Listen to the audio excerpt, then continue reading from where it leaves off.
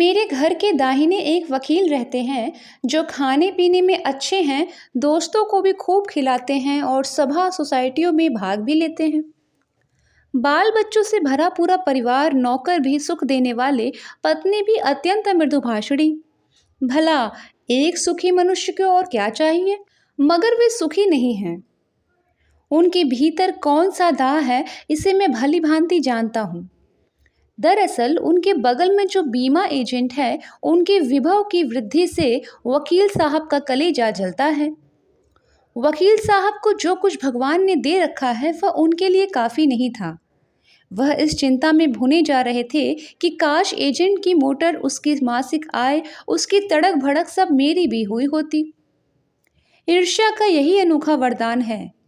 जिस हृदय में ईर्ष्या घर बना लेती है, वह उन चीज़ों से आनंद नहीं उठा पाता जो उसके पास मौजूद है, बल्कि उन वस्तुओं से दुख उठाता है जो दूसरों के साथ है, और इस तुलना में अपने पक्ष के सभी अभाव उसके हृदय पर दंश मारते रहते हैं। दंश के इस दाह को भोगना कोई अच्छी बात नहीं है, मगर ईर्ष्यालु मनुष्य करे भी तो क्या करे? आदत से यह लाचार होकर उसे यह वेदना भोगनी पड़ती है। एक उपवन को पाकर भगवान को धन्यवाद देते हुए उसका आनंद नहीं लेना और बराबर इस चिंता में निमग्न रहना कि इससे भी बड़ा उपवन क्यों नहीं मिला, एक ऐसा दोष है जिससे ईर्ष्यालु व्यक्ति का चरित्र भी भयंकर हो उठता है। अपने अभाव पर दिन रात सोचते वह सृष्टि की प्रक्रिया को भूलकर विनाश में लग जाता है और अपनी उन्नति के लिए उद्यम करना छोड़कर दूसरों को हानि पहुंचाने का अपना श्रेष्ठ कर्तव्य समझने लगता है। ईर्ष्या की बड़ी बेटी का नाम निंदा है। जो व्यक्ति ईर्ष्यालु होता है वही बुरे किस्म का निंदक भी होता है।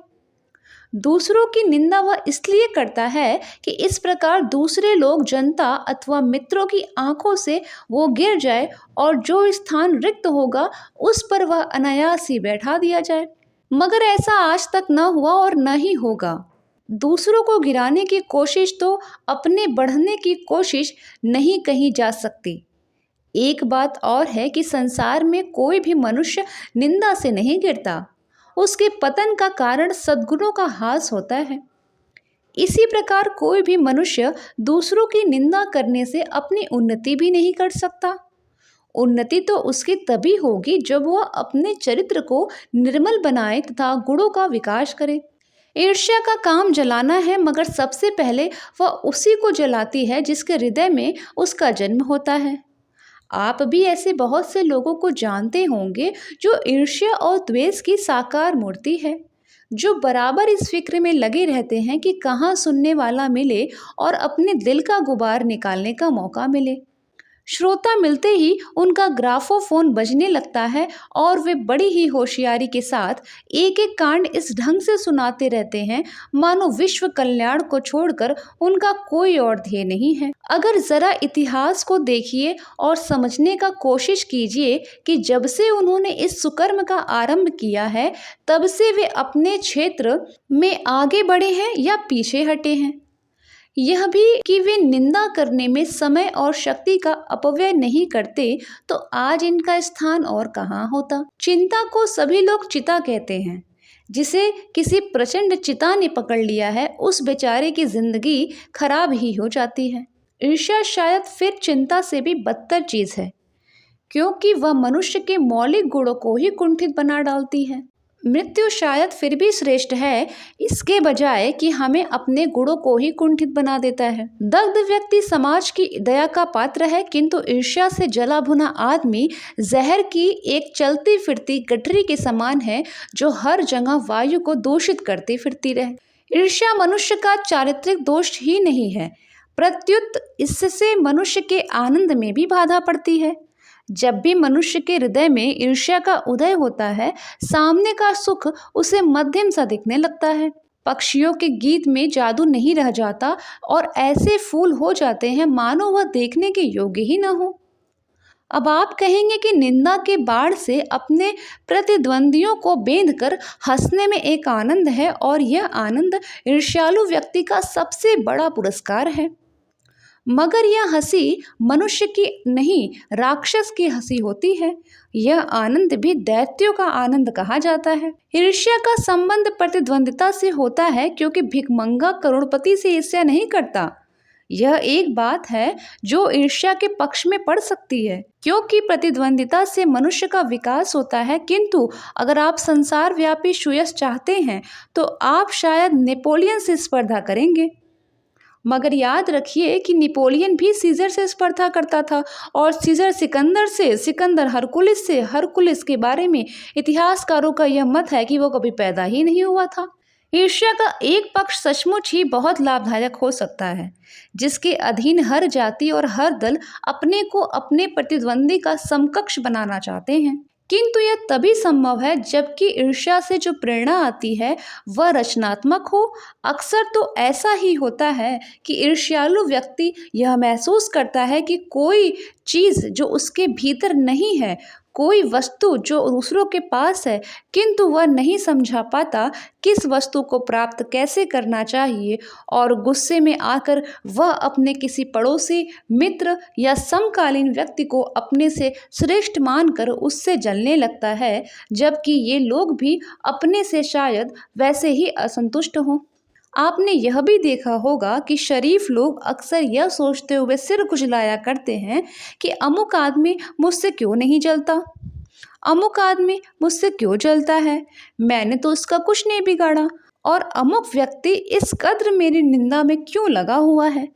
सच तो यह है कि मैंने सबसे अधिक भलाई उसी की है। वे सोचते हैं मैं तो पाक साफ हूँ, मुझ में किसी भी व्यक्ति के लिए दुर्भावना नहीं है, बल्कि अपने दुश्मनों की भी मैं भलाई का ही सोचता हूँ।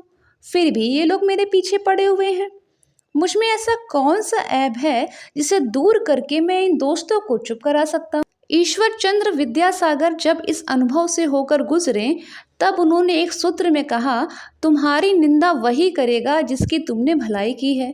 और नीत से जब इस कूचे से होकर निकला, तब उसने जोरों का एक ठहाका लगाया और कहा कि ये यार, ये तो बाजार की मक्खियां हैं जो अकारण हमारे चारों ओर भिनभिनाया करती हैं। ये सामने हमारी प्रशंसा और पीठ पीछे निंदा करती हैं। हम इनके दिमाग पर बैठे हुए हैं। ये मक्खियाँ हमें भूल नहीं सकती, और चूंकि ये हमारे बारे में बहुत सोचती हैं, इसलिए हमसे डरती भी हैं और हम पर शंका भी करती हैं। ये मक्खियाँ हमें सजा देती हैं हमारे गुणों के लिए। ऐब को तो ये माफ़ भी कर देती हैं, क्योंकि बड़ों के ऐब के माफ़ करने में भी एक शान है, जिस शान का स्वाद लेने को ये मक्खियाँ तरस रही हैं।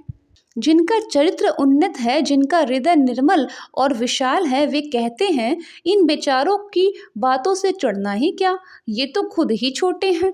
मगर जिनका दिल छोटा और दृष्टि संकीर्ण है, वे मानते हैं कि जितनी भी बड़ी हस्तियां हैं उनकी निंदा ही ठीक है। और जब हम उनके प्रति उदारता और भलमनसाहत का बर्ताव करते हैं, तब भी वे यही समझते हैं कि हम उनसे घृणा कर रहे हैं, और हम चाहे उनका जितना उपकार करें, बदले में हमें अपकार ही मिलेगा। दरअसल हम जो उनकी निंदा का जवाब नहीं देकर चुप्पी साधे रहते हैं, इसे भी वे हमारा अहंकार ही समझते हैं। खुशी तो उन्हें तभी हो सकती है जब हम उनके धरातल पर उतरकर उनके छोटेपन के भागीदार बन जाएं। सारे अनुभवों को निचोड़कर नीत्शे ने एक दूसरा सूत्र कहा, आदमी में जो गुण महान समझे जाते हैं, उन्हीं के चलते लोग उनसे जलते भी हैं। तो ईर्ष्यालु लोगों से बचने का क्या उपाय है? नीत्शे कहता है कि बाजार की मक्खियों को छोड़कर एकांत की ओर भागो। जो कुछ भी अमर और महान है, उसकी रचना और निर्माण बाजार और सुयश से दूर रहकर किया जाता है। जो लोग नए मूल्यों का निर्माण करने वाले हैं, वे बाजारों में नहीं बसते, वे शोहरत के पास भी नहीं रहते। जहाँ बाजार की मक्खियाँ नहीं भिनकती, वह जगह एकांत है। यह तो हुआ ईर्ष्यालु लोगों से बचने का उपाय।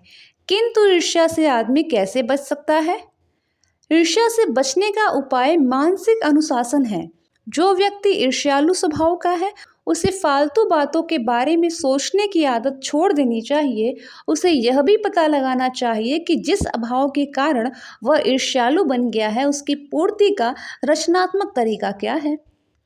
जिस दिन उसके भीतर यह जिज्ञासा जगेगी, उसी दिन से वह ईर्ष्या करना कम कर देगा। ये कहानी कैसी लगी? ईर्ष्या तू न गई मेरे मन से, रामधारी सिंह दिनकर द्वारा रचित, कमेंट बॉक्स में ज़रूर बताइएगा। धन्यवाद।